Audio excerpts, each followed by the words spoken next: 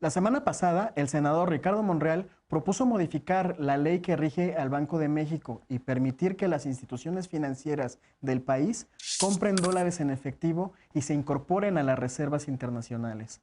El proyecto apunta a que así se eliminarían las limitaciones que hay al sano flujo de divisas, pero el Banco de México no lo ve así. En un comunicado señaló que coincide con los beneficios que busca la propuesta, pero advirtió también que hay el riesgo de que ingresen a las reservas dinero sucio.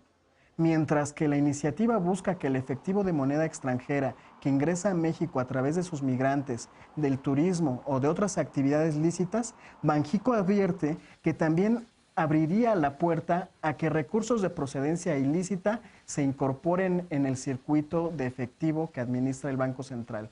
Si esto sucede, nuestro país quedaría en riesgo de ser sancionado con medidas como la imposibilidad de llevar a cabo transacciones en moneda extranjera en otros países y el congelamiento de cuentas y recursos e incluso su confiscación. Lisa, ¿tú qué opinas de esta iniciativa? Está generando mucha polémica. Creo que los riesgos sí son muy peligrosos para la salud financiera del país, que de por sí ya tiene un boquete enorme. ¿Tú qué opinas al respecto?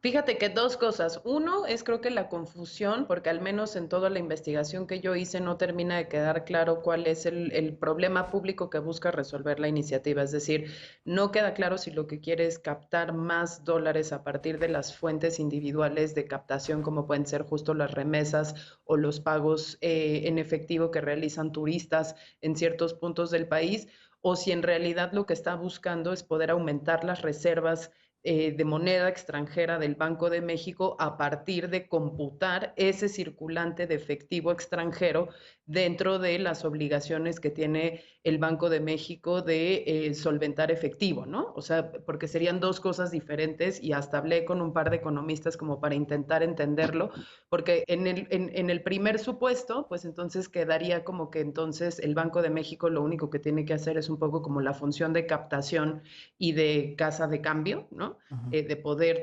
traducir eso en reserva y sustituirlo como por circulante en moneda nacional, mientras que en el otro, pues no, más bien es una operación interna donde descuentas qué tanto dinero en efectivo pones tú, porque implicaría que estás aceptando que hay un cierto grado de equivalencia en pesos de dinero en efectivo que está circulando en dólares. A mí todavía no me queda claro.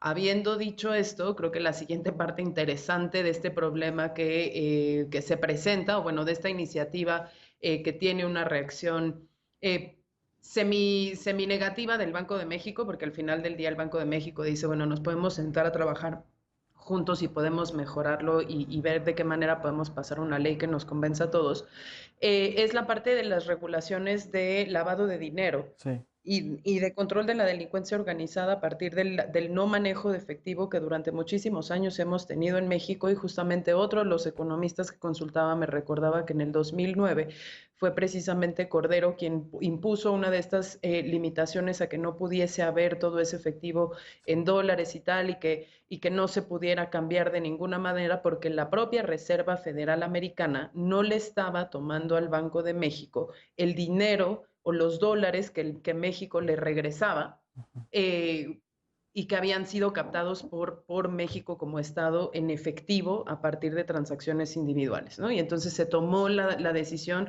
de ir por un esquema de antilavado muy prohibitivo, que hoy parece que plantea uno de estos problemas públicos, pero por el otro lado, pues bueno, si quisiéramos realmente nada más simple y sencillamente legalizar esto, está lo que decía el Banco de México, ¿no? El riesgo justamente de que entre dinero proveniente del crimen organizado transnacional y que sea el propio Banco de México quien pague las consecuencias de sanciones internacionales que existen. Claro. María, ¿tú qué opinas de esta iniciativa? Está generando como muchas confusiones, como dice Lisa. ¿Cuál es tu opinión?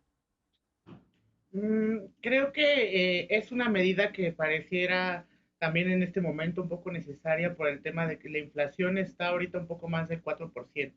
Y en el tema de las importaciones pues se pagan en moneda extranjera. En este sentido, si las reservas que tenemos no son suficientes, pues yo creo que también se está buscando pues esta recaudación de ese flujo de efectivo en moneda extranjera por un lado, pero los riesgos están presentes, ¿no? Las medidas cautelares que podrían tomar los organismos internacionales respecto a los riesgos que podría contraer esta reforma para el país, pues sí es de un análisis un poco más profundo. Yo creo que todavía falta de este proceso que está iniciando esta discusión antes de que se apruebe por totalidad, pero tenemos que ser muy incisivos en esto para que el Banco de México y el Poder Legislativo puedan tomar acuerdos suficientes para que no corramos estos riesgos en estas medidas y se repercuta en mayor inflación para nuestra moneda. Claro. Alfredo, parece que hay como un balance negativo por los riesgos, pero también se observan varios elementos positivos. ¿Tú qué opinas de esta iniciativa, que además es bien compleja? A mí celebro estar aquí en la conducción porque no tengo que debatir de eso. ¿Tú qué opinas? Y yo te envidio profundamente porque realmente quería partir justo de eso, o sea, de mi ignorancia profunda sobre el sistema financiero en nuestro país, a donde yo en este momento, si Lisa tiene dudas, yo todavía tengo 200 más. Entonces, realmente yo lo quiero llevar justo al terreno de lo legislativo. Y veo que en todas las notas se consigna que la iniciativa fue presentada el 23 de noviembre. Bueno, en la página del Senado, donde están las iniciativas presentadas por el senador Monreal, no está esta iniciativa. 23 de noviembre se presenta y el 27 ya estaba en proceso de dictaminación, o sea, en proceso de decir si la iniciativa es procedente o no, o si se le van a hacer cambios, que es la ruta que siguen todas las leyes. ¿Por qué la prisa? ¿Por qué de esta forma? ¿Y por qué no otra vez?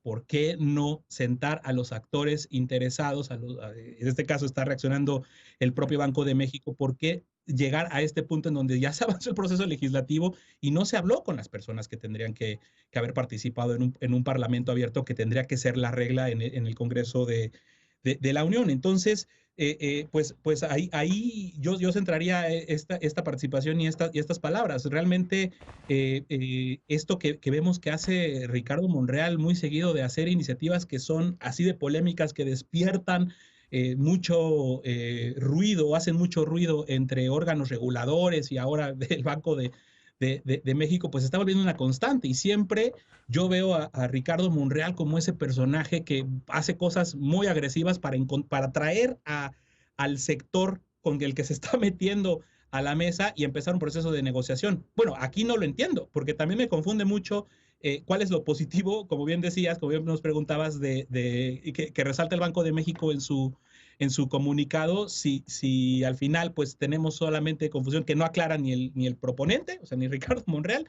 ni el Banco de México, y pues nos quedamos pues justo con esta sensación de no entender exactamente para dónde va la iniciativa y qué es lo que está oculto detrás de todo esto. Claro. Estefanía, yo leí que una de las intenciones es combatir el lavado de dinero y que era una de las cosas que resaltaban Banxico y economistas no precisamente simpatizantes de la 4T. ¿Qué opinas? ¿Tú qué ventajas ves de esta iniciativa? ¿Qué riesgos ves? A ver, con mis limitaciones sobre el tema, y me sumo a que hay consenso en que está complicado, es donde estamos todos y todas en este momento. Sí, a ver, es una iniciativa que pretende modificar el artículo 20 y 30, o bueno, adicionar el artículo 20 y 34 de la ley del Banco de México. A ver, si la ley es del Banco de México y estamos hablando de que el Banco de México no está de acuerdo, y al final estamos hablando en que la institución más importante en estos términos, a quien le compete hablar de esto, no estuvo consultada del todo, digamos, no está de acuerdo y dijo, bueno, está bien, ¿saben qué? Aquí está un documento en el que viene todo lo que yo propongo, es un documento técnico, tomémoslo en cuenta y así no metemos ni problemas al Banco de México ni a las instituciones de crédito, que también se ven afectadas en este sentido. Yo entiendo esa parte y creo que concuerdo con expertos y expertas en términos de no entendemos por qué no hay un consenso entre estas dos entidades y quien propone y quien hizo la ley. Y además, dicho sea de paso, se tiene que votar de manera rápida o se va a votar de manera rápida. Y ahí es donde, donde digo, bueno, quizás sería más prudente esperar, porque tampoco puedes dejarle la responsabilidad en materia de antilavado al Banco de México. Es absurdo y además va en contra del discurso de Santiago Nieto y va en contra de lo que ha dicho Santiago Nieto y no me hace mucho sentido. Por primera vez estoy en un momento en el que digo, bueno, quizá hay que darle calma porque la institución bancaria del Estado mexicano pues está teniendo sus dudas y creo que también habría que poner atención. Dicho esto, es una iniciativa que tiene sentido porque además integra la vida fronteriza. Hay que saber, yo que soy de Tijuana y particularmente hay otras personas que viven en la frontera que también podrán coincidir conmigo, cómo fluye el dólar y cómo sales de la frontera y no te das cuenta que sí es cierto que en otros lados no aceptan dólares y que eso complica muchas cosas, no solo como turista, porque se hablaba en términos de que si beneficiaba al turismo y al final había más flujo de dinero, pues más allá del turismo beneficia también a gran parte de la población que vive en la frontera y que se maneja en dólares. Claro. Sí me parece complicado que no se esté llevando con cautela porque sí puede levantar demasiadas cejas y cejas de organismos bancarios internacionales. Creo que se mencionaba que por ahí quizá puede haber un tema en el que la UIF dijera algo, porque están dedicando al tema del lavado, y que estamos en un panorama en el que eso importa mucho en México, no es cualquier lugar en el que no es tan común. A mí sí me parece que habría que darle calma, pero tampoco creo que hay que analizarlo desde que sea una iniciativa precisamente de Ricardo Monreal, porque además yo diría cuál es la justificación, y que me parece también bastante razonable, de parte de la bancada de Morena y de parte de las personas que están por pasar esta iniciativa. Y una es que no hay que estigmatizar el dinero de los migrantes y que no hay que estigmatizar el dinero que viene de las personas que trabajan en Estados Unidos y que no hay que estigmatizar el flujo de billetes en un país en el que de dólares en un país en el que es frontera y en el que se trabaja en los dos países. Y sí parece que de pronto todo lo que sea dinero de Estados Unidos es lavado y pues tenemos grandes remesas que dicen lo contrario. Yo sí diría que es un discurso que tiene demasiado sentido y que su justificación tiene sentido, sin embargo flaquea en ser técnica, porque no es así. Yo diría que si se logra empatar el lado técnico que está proponiendo el Banco de México y el lado que ponen los legisladores de Morena, pues me parece que tiene sentido, ¿no? Claro. Lisa, ¿tú crees que es parte del proceso de bancarización que se ha tratado de impulsar en México? Porque hay una gran brecha todavía en cuanto al manejo de efectivo y la bancarización de la mayoría de los servicios. Y por otro lado, Ricardo Monreal también argumenta que se busca agilizar el flujo de dólares para los pequeños comerciantes, pensando en el turismo, no solamente en el asunto de las remesas. ¿Tú qué opinas sobre estas posibilidades que abre la iniciativa en caso de que se concrete? O lo que busca resolver.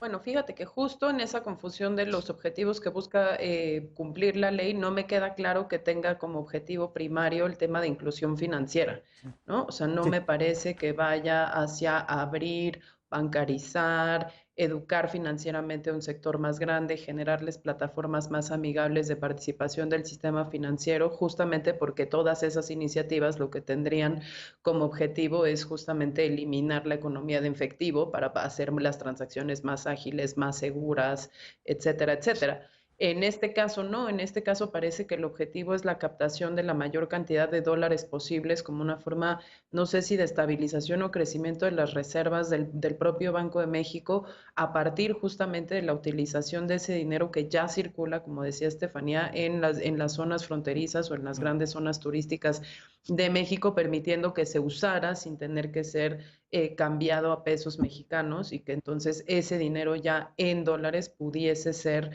utilizado por el Banco de México, un poco como para evitar las pérdidas cambiarias, ¿no? De transformar esa moneda dos veces, de dólares a pesos y de pesos a dólares otra vez, como para que pudieran ser ejercidas por el Banco de México.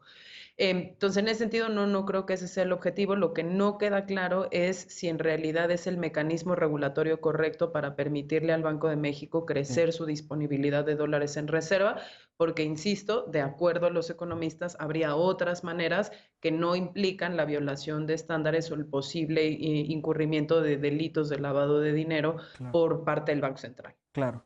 Pues seguiremos hablando de este tema, nos vamos a informar un poquito más. Vamos a un corte y regresamos con la paparrucha.